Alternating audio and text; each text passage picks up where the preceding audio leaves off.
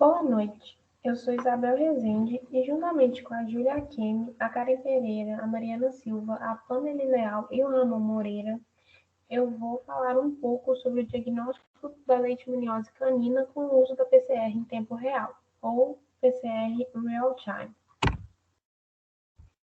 Bem, a leishmaniose é uma zoonose de extremo impacto no Brasil e em outros países do mundo, como a Índia e o Nepal, por exemplo. Ela é uma doença infecciosa causada pelo protozoário do gênero Leishmania. A transmissão ocorre pela picada de um mosquito Phlebotomus infectado, que é conhecido popularmente como mosquito palha ou pirigui. No ciclo dessa doença, quando o mosquito pica um animal infectado, ele se infecta também com o protozoário. No caso da leishmaniose, o cachorro é o principal reservatório, ou seja, ele é o principal responsável por infectar o mosquito com o protozoário. Depois de ser infectado com o protozoário, o mosquito pode passar a infectar outros hospedeiros com a picada, como o ser humano, outros cães e outros animais, como gatos e roedores.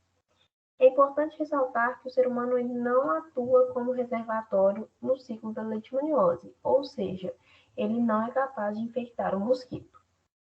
Os principais sintomas da leishmaniose no ser humano são febre, perda de peso, fraqueza, anemia e o aumento do baço e do fígado.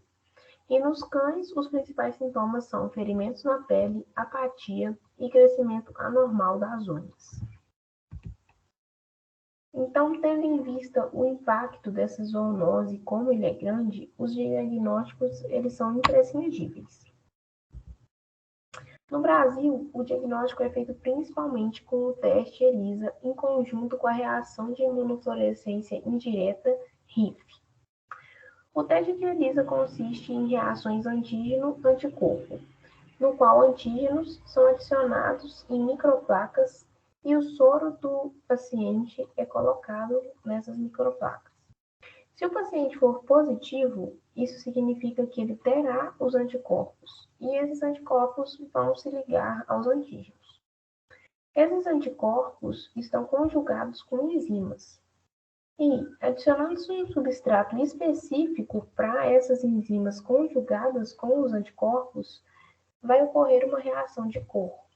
A intensidade da cor é proporcional à quantidade de anticorpo, o que demonstra uma capacidade quantitativa também.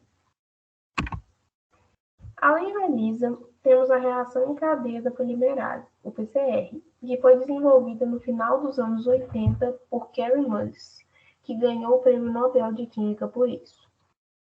A PCR consiste na replicação do DNA in vitro a partir da enzima DNA polimerase. Primeiro, ocorre a desnaturação do DNA, ou seja, as duas fitas se separam, e um primer ou iniciador se liga a cada fita no ponto escolhido para o início da replicação. E por isso é necessário que se conheça, pelo menos minimamente, o DNA-alvo. Ela tem grandes aplicações na medicina forense, na clonagem de DNA e no diagnóstico de doenças também. Existem diversas variações do PCR, como por exemplo a RT-PCR ou PCR de transcrição reversa, que é usada para a detecção de um agente viral, já que os vírus, em sua maioria, utilizam o RNA como material genético. Nesse caso, primeiro se faz a transcrição reversa, ou seja, cria-se DNA a partir do RNA, através da enzima transcriptase reversa, e depois disso realiza-se a PCR normal com a fita replicando o DNA criado a partir dessa transcrição reversa. Temos também a multiplex PCR, na qual é utilizada mais de um par de primers, o que permite amplificar mais de uma sequência de DNA numa mesma reação. Temos também a PCR em tempo real. A PCR em tempo real utiliza sondas fluorescentes ou corantes que permitem o monitoramento em tempo real e, por isso, seu nome, do produto amplificado. Com isso, é possível eliminar a etapa do preparo em gel para a eletroforese, que é necessária para a visualização do DNA amplificado na PCR convencional, o que gera maior rapidez dos resultados da PCR em tempo real em vista da PCR convencional. Além disso, a fluorescência gerada é proporcional à quantidade de produto amplificado, o que gera uma análise quantitativa, refletindo a carga parasitária do animal, enquanto que a PCR convencional só apresenta resultados qualitativos. Desse modo, a gente pode verificar que a PCR em tempo real pode ser utilizada para o diagnóstico da leishmaniose, apresentando várias vantagens, como a rapidez e a análise quantitativa já ditas anteriormente. Além disso, ela também pode ser útil para o acompanhamento do tratamento dessa doença, pois ela vai mostrar se a carga parasitária está diminuindo, aumentando ou mantendo-se constante durante esse tratamento.